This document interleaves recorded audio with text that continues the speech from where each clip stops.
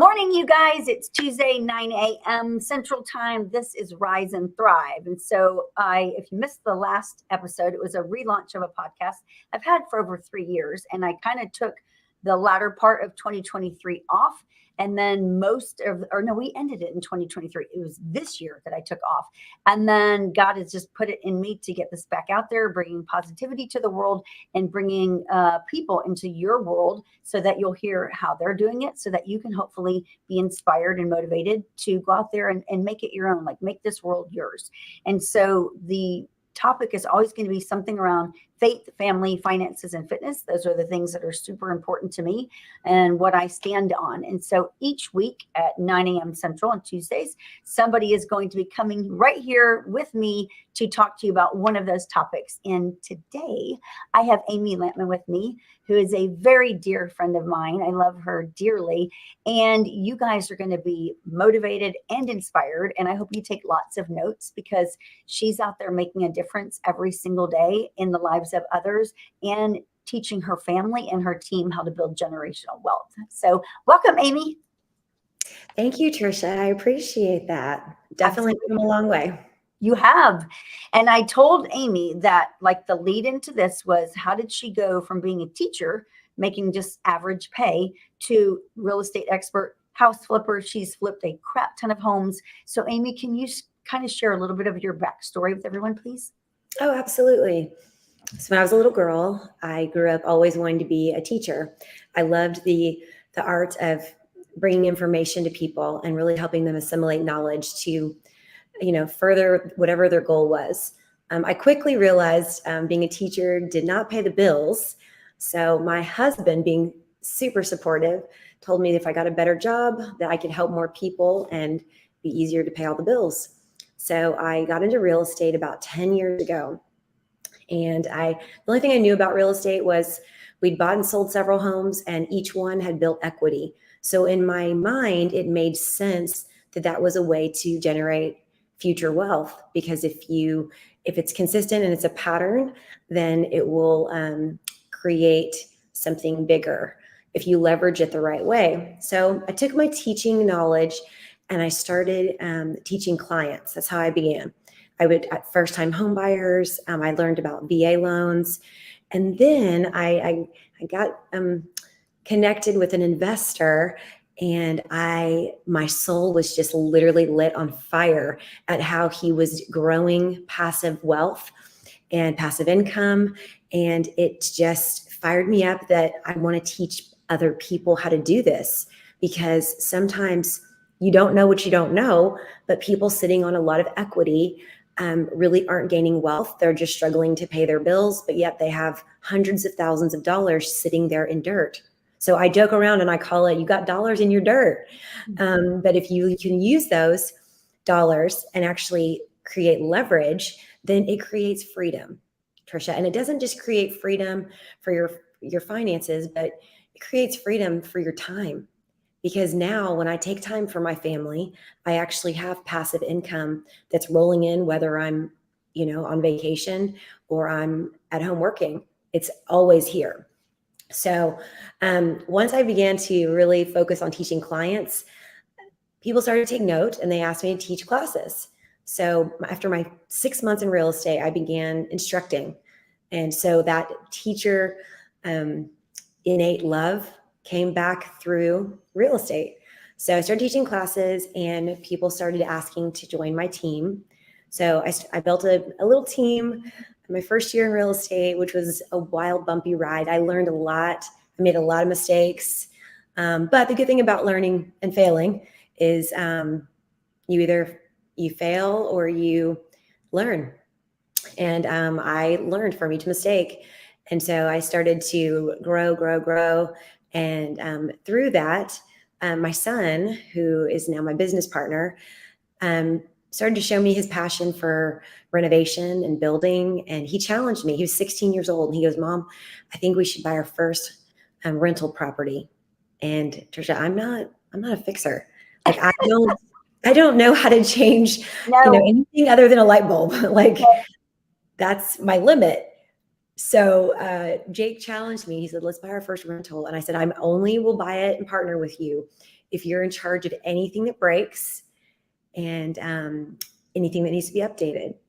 And at 16 years old, he was like, I'll do it. He painted the house. He built a fence after a hurricane, blew it over.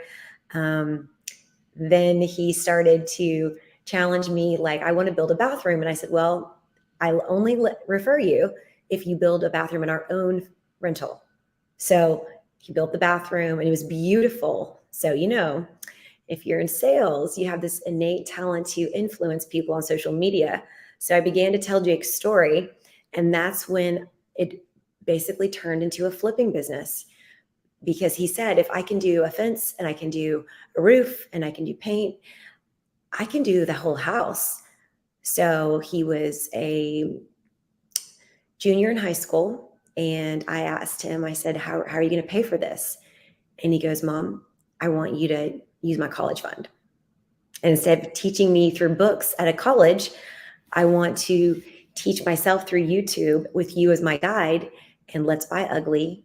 You design them, and we'll make something beautiful. So that was our very first flip. Happened. The acquisition was August of 2019. We are currently flipping 5 homes. So we're on 72, 3, 4, 5, and 6. We're on up to our 76th flip at this current moment. Which is insane. And the neat thing about it is with anything, if you have consistency, knowledge, and massive action, that's a recipe for success. Yeah. I would always surround myself with people like you that know more than I do, and learn and assimilate that knowledge. And I began to pour that into my team. So now my daughter, who is about to be 21 in 2 weeks, is another one of our business partners. She's currently investing in 2 of our houses, and I'm teaching her the art of growing passive income and flipping. So it's a very exciting time, because all of the seeds we planted over the past 10 years, now the forest is blooming around us, and all the different types of flowers. So now, instead of just flipping the little tiny, $100,000 to $200,000 flips, I've gotten into the luxury flipping market. So many of our flips will be 600 to $1 million. Isn't that crazy when you look at that? Like, you've said a couple of things here. For one, 10 years. So people listening, there's a lot of people. I was listening to a stat earlier today where 62 to 80% of the real estate agents right now haven't even sold a home this year. Or if they have, they've only sold one. Now here you're talking about doing all these flips and all of this like success, but that's 10 years. Like, this isn't something that happened overnight. And I think so many real estate agents get into this business and they think it's just going to come to them, kind of like new construction, where people are going to wander in and they're going to have home sales going like crazy. It's not like that. So as you've been building for the last 10 years, now things are just coming more easily to you, but it didn't always happen that way. Can you kind of walk through those beginning times? Like, did you sell a home right away? Like, what was that first year like for you? So the first month I made $0. Second month, $0. The third month, $0. And month 4, 0.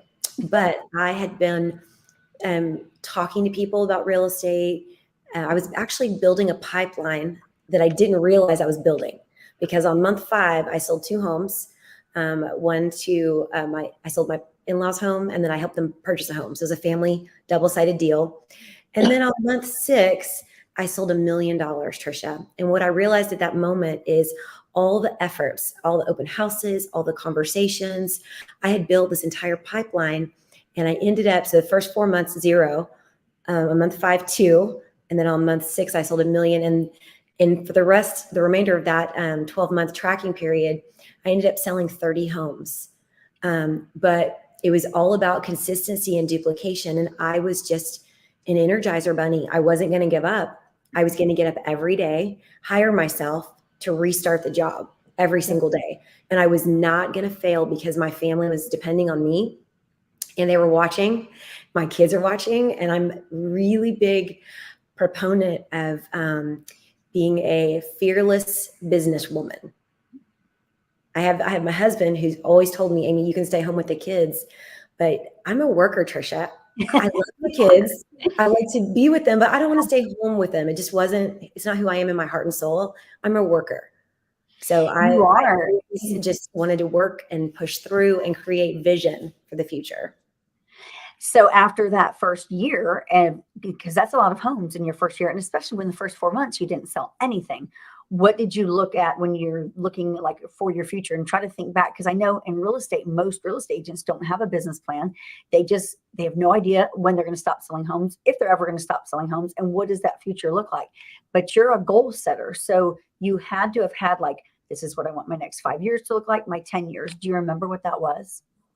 Oh, absolutely. My goal was to sell 3 to 4 homes a month.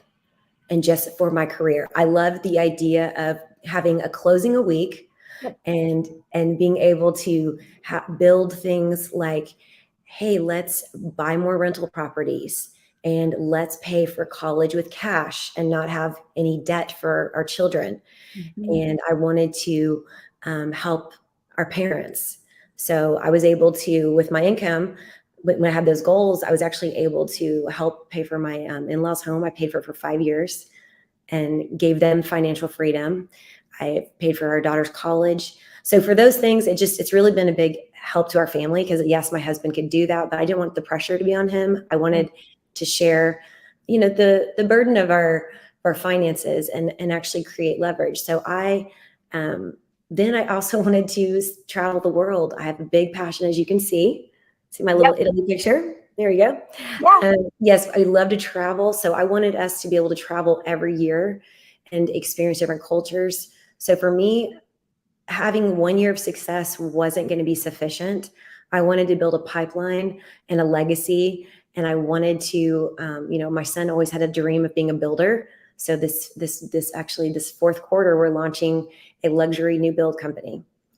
So it's just so many exciting things. Real estate it's endless opportunities. And what I love about it is if you surround yourself with the right people and you have a collaborative environment, the sky is the limit. Yep. You literally have a limitless career.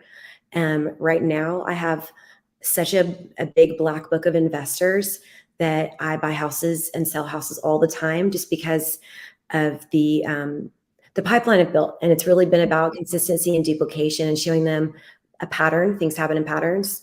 And if you buy low, if you design it the way that specific geographic community desires things, then it's an easy sell. Families are happy, investors are happy because their bank accounts are growing. And it's literally a dream come true. It is.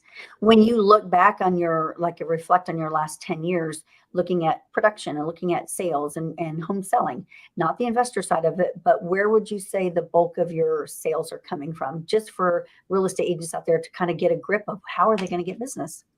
When I started off in real estate, the bulk of my business came from first-time home buyers and veterans. And it's the reason is having that teaching brain. I really wanted to teach people how to stop paying other people's mortgage. Because if you're a renter, that's simply what you're doing. Yep. So I began a mission. Let me teach people that are renters on how they can become homeowners. So I focused on that first. And then the second year I grew into investing and I realized I was very passionate about it. And so my business was very split for the first, I would say, 6 years. It was very much split into traditional residential, and it was probably like 60% traditional and about 40% investors. And as my passion for flipping grew in 2019, then because I began to focus on that part of our business expanded.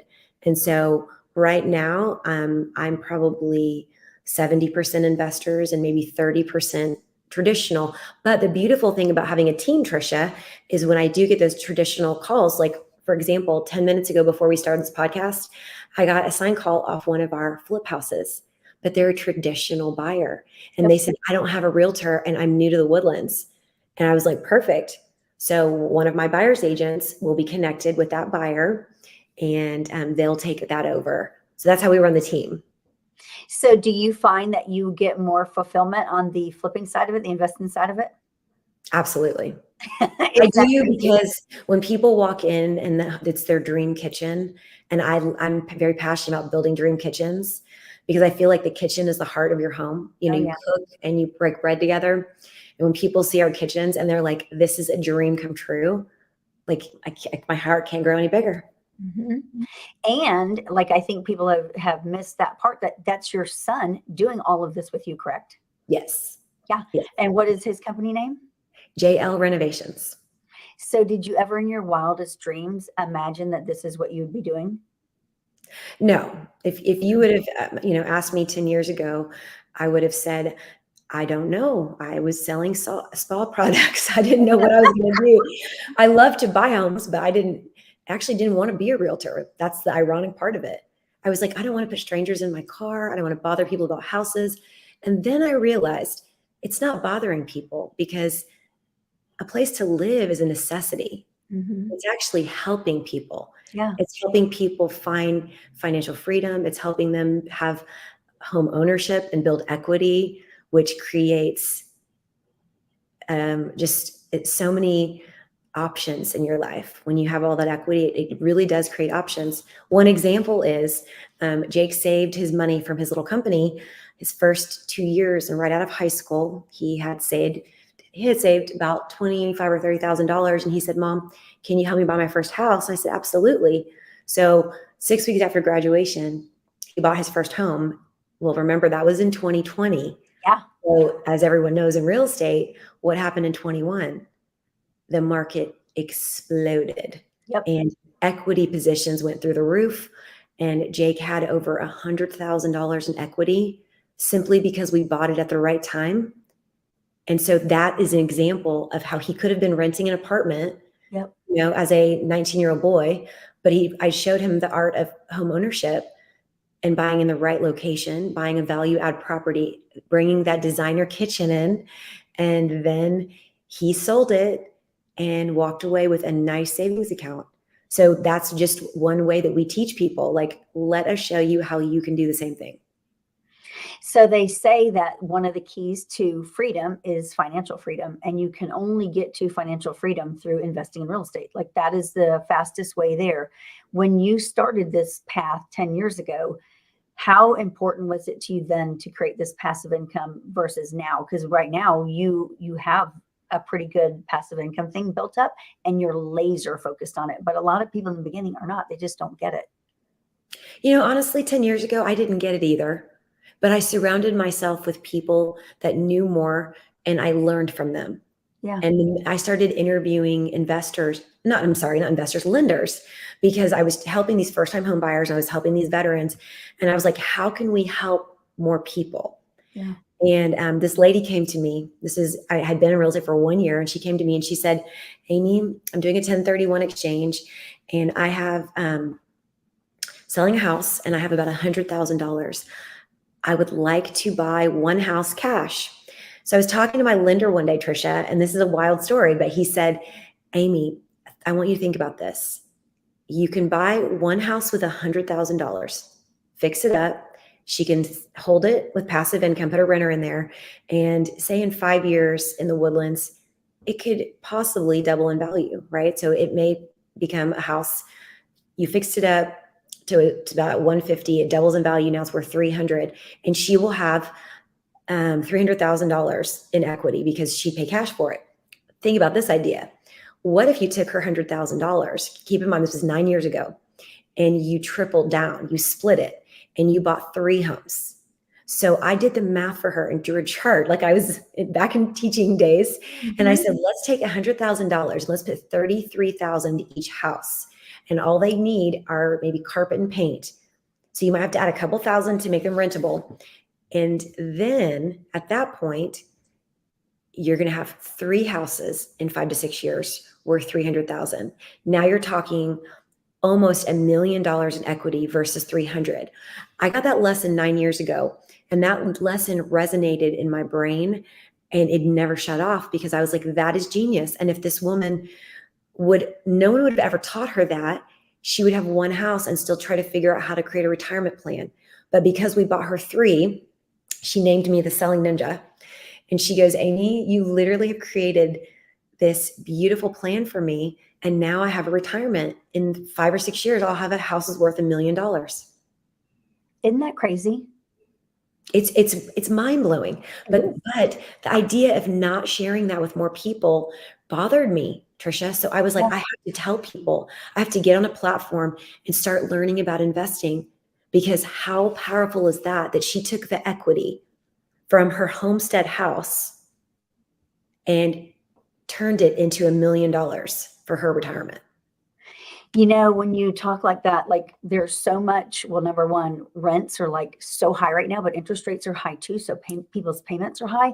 I was listening to a podcast yesterday, and in this podcast, they talked about Wall Street owning the majority of single family homes under 500,000. And the lady that was doing the podcast, she's in Atlanta, and she said in Atlanta, Georgia right now, 60% of their transactions, home prices under 500,000, are being bought by Wall Street. It's Wall Street money. They're coming in with cash and they are scooping up these houses like crazy.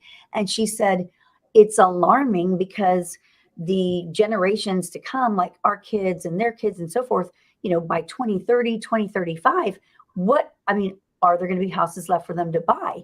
And she said, you can't really compete with Wall Street money. So I think what you're doing is like so important that people understand it and they learn how to do it, and that you're doing it with your family. Because if what this lady says is true, and she has no reason for it not to be true, the same thing is happening. And she said the same thing is happening in every major metropolitan city that has good workflow, has that good environment, like Houston, of course.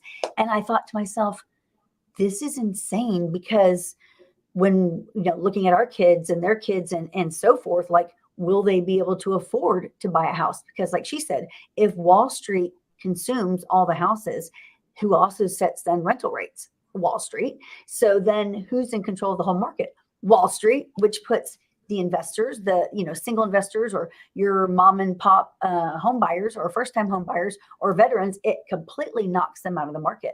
And I thought, holy crap, this is alarming. I'm super glad Amy's coming on today, because she is doing exactly what this lady's talking about, which is protecting her family and real estate agents and teaching them how to invest.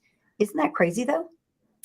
Well, I do think that's crazy. And Tricia, I think another thing that's crazy is that college students don't realize that they have the opportunity to purchase straight out of college. So one strategy I'm actually teaching my daughter's boyfriend is work a summer job.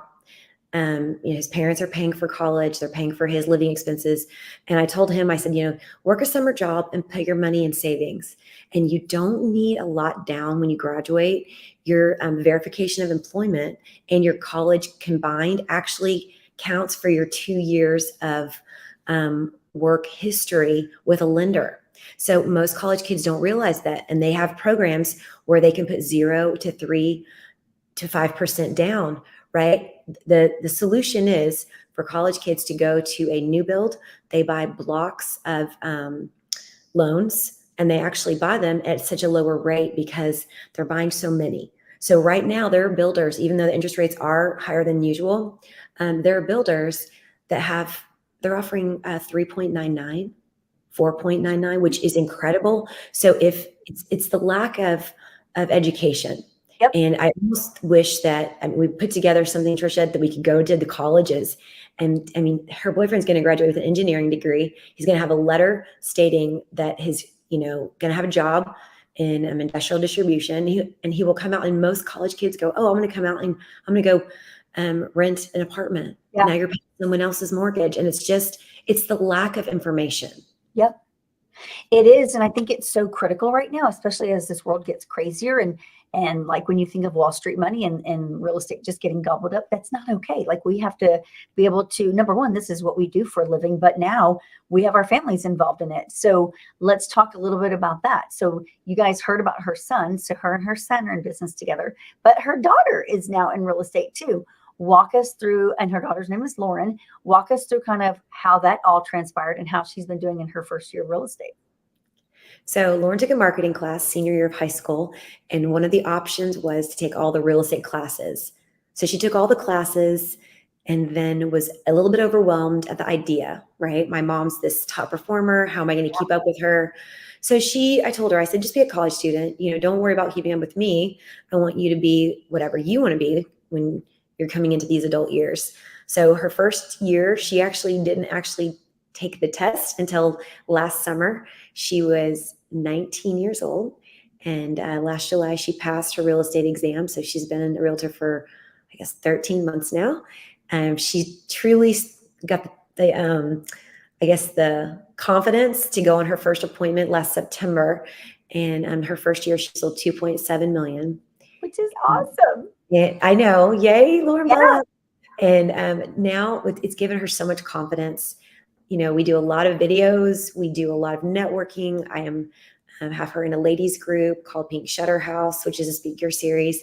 And this summer, she actually launched a ladies dinner club to collaborate with women. And it's in real estate and real estate related businesses. So in her club, she has over 130 ladies that have joined. And she runs the club every once a month. We float between Houston and the Woodlands. And it's been an incredible opportunity for so many people, because I think it's been a struggle for the past years, ever since June of 2022, when the market took a downturn. Yeah. People really had more of a negative mindset, more of scarcity, and fear has set in, right? So I've always taught Jake and Lauren, do not worry what the news is saying. Do not worry who's running for president. Don't worry about the state of the market, because if you let that get into your mind, it will control your thoughts. What you need to focus on is the positive influence that you can put out there and the positivity that you can surround yourself with. And when you do that, it's amazing how feast happens. Would you ever dream like both of your kids would be in real estate with you? No. If you had said, Amy, I'll bet you, $1 million, I would have said, okay, well, I'll bet that, because that'll never happen. Yeah. And I would have lost the bet. But now Lauren's thriving. She's getting a communications degree at A&M, and she is a full-time student. She takes 5 classes. She comes back to the Woodlands twice a week for work, and she actually runs a really nice real estate business in College Station. Yeah. And so she probably grew up telling you she didn't want to be in real estate, right? Oh, she did not want to be in real estate. She wanted to be a teacher. Yep. Just like you. And then she realized she went and did student teaching last year, and she goes, I don't really want to be a teacher. It's not like all, cute little apples and dresses. No, their kids are tough. Yeah, they are. Now you're 10 years in business. You have a steady flow of income. Your kids are all thriving. But I would tell you that we're just at the tip of where you want to be, because you have so much that you still want to do. Your passion, you can see it in everything that you do, is teaching others and making these mini investors. Talk to us about that. Where do you see yourself in the next 5 to 10 years? In the next 5 to 10 years, I see myself, we're going to launch our new build company. Mm-hmm. So I want to launch that, and I really want to create homes that people dream of with our family. And we're going to have some signature style in these homes. It's not going to be anything basic. I also would like to get into multifamily. In the next 5 years, our goal is to acquire an apartment complex. And we want to do things differently. We want to solve problems, and we want to create leverage. There's so many things. I also want to write a book. Yep. And hopefully we get to co-author one. Mm-hmm. And I want to show women how they, instead of being catty and talking about one another, if you truly have the heart of collaboration and you truly want to cheer people on, whether they're in the room or not, it creates it just creates such a beautiful, abundant life. And it creates just such a beautiful, abundant mindset. And I wake up every day just so thankful.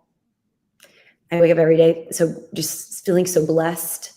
And so I don't know, the next 10 years, I'll probably have grandkids by then, Tricia. You know what? But I also want you to talk a little bit about a fall that you took a few months ago, because not everybody knows about that. And you actually almost lost your life. And think back about that a little bit. Number one, what were you doing that caused that fall? And then from that fall, where did you go as far as like your perspective on life? Because it totally transformed you, you said. Yeah. It's hard for me to talk about it still. It was just like a fluke accident, fell down the stairs, and I broke my head in 2 spots. I broke my neck in 2 spots, my clavicle, my shoulder, and then 5 ribs. And I was in the hospital for 8 days. And when the doctors came, they told my husband that they didn't know if I'd make it. So, Tricia, it was tough, but my husband's so funny. He goes, Amy, you were laying in ICU and we were supposed to have our annual holiday party for friends and clients. And in ICU, I said, don't cancel my party. He goes, you are fearless. He goes, you wouldn't give up. He goes, you wanted to have that party and you wanted to take our trip in January because you were not quitting. He goes, even you were strapped to a bed, you were almost paralyzed and you literally wouldn't give up. And what I realized, Tricia, when I went through that, life is so short. Time's a thief, and you never know how many days you have left. Nope. So for me, I wanted to make everything strategically intentional. I will never go back to taking things for granted. Being able to sit in a chair that's wooden, I'll never take that for granted. Being able to sit up, I couldn't sit up. I was, in bed for weeks. Yeah. So things like walking, and now it's challenged me to cut things out of my life that were time suckers and that were distractions. And so now I came back after laying there for a month. I came back and I was like, oh no, there will be major changes. We will do things at a much greater scale, but with a higher level of intention. So everything I do now is what is my intention? Mm-hmm. And my intention is to give back. My intention is to teach our children how to be the best versions of themselves that they can be, and how to teach, not just my kids, but my group, my team. And, sometimes people come at me with something negative. And after my fall, I realized life is just all about problem solving. If you can fall down the stairs, break your head and back and neck, and figure out how to walk. And I sold that. This is crazy, but in December from my hospital bed, I actually sold 1.9 million. And I couldn't go to some of the closings. I actually, the house that we're currently living in was purchased the day after I fell down the stairs. And so I think because all of those things were still happening, I realized that, life goes on, but you also have choices, right? You have choices on who you surround yourself with. You have choices on the time that you spend on different things. Yep. Sleep is not as important to me. I don't sleep as much. Mm-hmm. I wake up at 4 a.m. and my brain just goes to work, and I'm living my best life now. Yep. Isn't that crazy? Yeah, it was a very traumatic thing. Yeah. But it brought me closer to people that I truly want to be with. Yeah. Friends. It brought me back to you. Mm-hmm. Yep. Everything happens for a reason. Everything, when you look at like our future, and who knew the real estate industry was going to change like it did on August 17th. That was something no one saw coming. And I hope that everyone takes away from this what I am. Number one is that when you fell down those stairs, if you were only just a real estate agent, selling a couple of homes a year, that could have been devastating to you financially, because if you're in a hospital bed or unable to walk with a broken back, you're not out on appointments, you're not out working with buyers and sellers, you're not doing anything. So number one, that could have cut your income down to zero. Number two, because you had learned about investing and building passive income, and you had a steady pipeline going and a team because you delegated, it really didn't skip a beat. You were still functioning from your hospital bed and from your bed. And then that little bit of time, I think sometimes God kind of gives us a wake up call, like, hello, this is not what you're supposed to be doing. Like, you need to stop for a minute and sit still. And if you're not going to sit still, I'm going to help you sit still by you falling down the stairs. And you're just going to have to sit still and think and get really deep in your own thoughts. I got COVID for the second time in November of last year, and I got it by myself this time. So I was like quarantined in here by myself for like 4 days. And I was like a mad scientist just writing on whiteboards, like being very intentional. Like, what do I want 24 to look like? What do I want to do? Like all of that. And I think sometimes we have to have those things happen in our life that are not enjoyable for us to get more intentional about what we're supposed to be doing. I agree. And you're like so laser focused on training up your kids, which I think is the coolest thing ever, because there's so many, their generation is like, so many of them are lost, and they think they're supposed to go to college and then get out of college and do this job. And most of the time that doesn't pan out. And at the end of the day, they're not their own boss. They're only under the control of whoever is over them. But you're teaching your kids how to actually thrive and be their own bosses and be productive in society. And I think it's absolutely crazy. It's a beautiful thing. Wonderful. Thank you. Yeah, you are. And they're copying you, and then their friends are copying you because you're leading by example, and more people should pay attention to that. Oh, well, I appreciate your kind words. It's definitely been a labor of love. Oh, for sure. So I want, as we come to an end here, I want you guys, number one, y'all need to follow Amy, but Amy does things very strategically, like she just said to you. So the real estate market has been not very good for the last 2 years, but she has kept a steady flow of business. Amy, can you kind of walk these agents that are watching this right now through what do they need to be doing right now and focusing on to get through the rest of this year, to thrive next year and really build a business that's successful? Well, what I'm teaching my my newer rookie agents is it's all about consistency and duplication. So we have them hosting open houses every weekend, and when I say every weekend, I mean Friday, Saturday, Sunday. So if you're on my team directly, we have a bonus system in place where if you host 2 open houses a week, you do a community spotlight, you actually volunteer in the community, and you work on your social media, then it builds a presence, and it's about patterns. So we have check-ins, and we have accountability partners.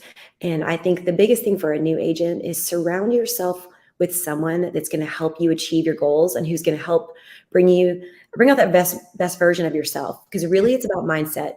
If you only talk with a leader once a week, then you might have a struggle. But if you have a team or a group around you that surrounds you, that brings positivity into your world on a daily basis, that will help you thrive. And the key to thriving in this kind of market is by surrounding yourself with people with more knowledge, so you constantly feel like you're growing and learning. And then consistency and duplication. Every weekend, my 20-year-old hosting open houses. Every weekend, we are doing calls together, and the duplication and the consistency, and then her presence on social media has created a fan club. And so now when we go into a room, I mean, people know our agents. They're like, oh, I see you all over Instagram or all over Facebook. And I always tell people that are new, I said, you guys, you know, my favorite 4-letter word is free. Do things that are free. When you walk into an open house, that is free. Right? Yep. When you work on social media for a few minutes in the morning and a few minutes in the evening, that's free. But it's creating a marketing presence. And if you know some simple things like how to solve the high interest rates, or how to solve, somebody has a lot of equity, they don't know what to do with it. If you can solve those type of issues, then it creates beautiful things in real estate, and it will really leverage your knowledge, and it will leverage your client's money. And then they will want to work with you. Yeah. I had this investor, Tricia, that only paid cash for homes. And I asked him, I said, would you open up your mind if I could show you how to grow your money? He said, absolutely. So I put him on a 3-way call with a lender, and we taught him about DSCRs. And it's basically a loan that shows it's asset-based. So it's not about how much money they have in the bank. It's about what they could do with the equity of a current house. And I showed that to one of my investors, and we grew his portfolio from 3 homes to 6 homes in a matter of like, I think 4 or 5 months, he doubled his portfolio. So I've been teaching my agents the same strategy. If you just learn things that people don't know, it's incredible how simply giving them that knowledge, it helps them grow their wealth, but it helps you grow your business. Yeah. And so now we are cashing out on each one of his properties and we are buying more. So don't you think, now you guys paying attention to that, don't you think this guy that's just grown his wealth is going to tell his friends and his family and his colleagues? That's how you grow your business. Well, he did. And so now we have another investor named Arthur who I've never met, but apparently we just closed on that house last week. And he partnered up with Arthur and we're flipping one right here in the Woodlands. So, and there's a ton of inventory out there for this. Like, people are like, I don't know how to do this. I don't know how to get started. What would you tell somebody that's listening to this going, how do I even get started in this? What would you tell them? how to get started in real estate or investing? Flipping. Flipping. Yeah. Well, I think you definitely need a mentor. I would not do your first one on your own because there are huge mistakes that I made in the beginning that I learned not to make. And the best way to be successful is to learn the mistakes before you get started. Yeah. Learn what not to do. And then partner up with someone who has experience. Like Tricia, I know you flip houses. Yeah. So you and I would be great mentors for a young flipper. For sure. And we're going to have to talk more about this because we have some panels coming up that you guys are going to have to pay attention to, because there's so much, like you just heard from Amy just a little bit, but there's 10 years of wisdom and knowledge in there. And she's always, her brain is firing all the time. Like, how can we do this better? How can we do more of this? How can we make this improved? Like, you have to get around people like that to be inspired and motivated to be the best version of you. Because you know what? If we can do it, so can you. Like, real estate is not an easy industry. It's not an easy career path. It's something that you have to get up daily and do consistently, but we can do it and you can do it. All of us can do it. Final thoughts, Amy? Final thoughts are, it's so much about your mindset. So even when I fell down the stairs and I was in a very almost tragic, position in life, my mindset was, I will not give up. I cannot give up. I must go on. And so I think that the biggest thing for all the agents out there, don't worry about what the news says. Don't worry about, put yourself in the right position with people, meaning be around leaders that will guide you, be it a brokerage that supports you. And I'll tell you this, Tricia, our brokerage reel, I am so freaking proud of our broker, because last week I had 2 different agents attack me on my listings, and she came to my defense and she taught me, had a 45-minute call with her. She stood up for me and she said, Amy, you're doing things the right way. And she made phone calls because people are so misinformed.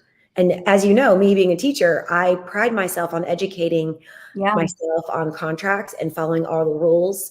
And so right now, there's a lot of confusion and darkness in real estate. Yeah. So it's really crucial that you surround yourself with people that truly care, truly will collaborate, and then you must take massive action. Yeah, for sure. Amy, how can people find you to learn more? You know what? The best way to find me is, I love it when people just call me directly. So call me or text me. Please don't email me.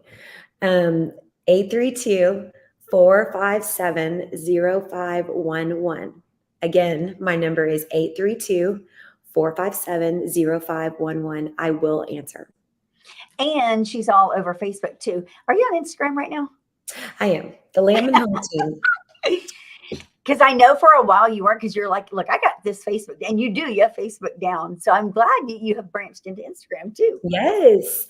The Lampman Home Team. On Facebook, just look up Amy Lampman. Okay. My realtor page got hacked, so just go to my personal page and you'll see what my family is doing on any given day. I post videos about our flips, and I love to give flip tips, and I love to show you the craziest houses we find, but we buy them, we design them, we fix them, and we sell them. I love it. Thank you for being here today, Amy. Thank you for having me. I appreciate you. You guys, real estate is here. Like, people are always going to be selling homes. There's death, divorce, babies, job transfers, job losses, all of that. 85% of home sales come from one of those things. So they're still going on. Just because maybe we're in a little bit of a lull right now This too shall pass. So tune in every Tuesday, 9 a.m. Central, to learn how to rise and thrive. And make sure and reach out to Amy and I if you want to join Real Brokerage with us. We would love to have you be part of what we're building here in Houston and beyond. Right, Amy? Absolutely. It's fun. Bye, guys. Bye.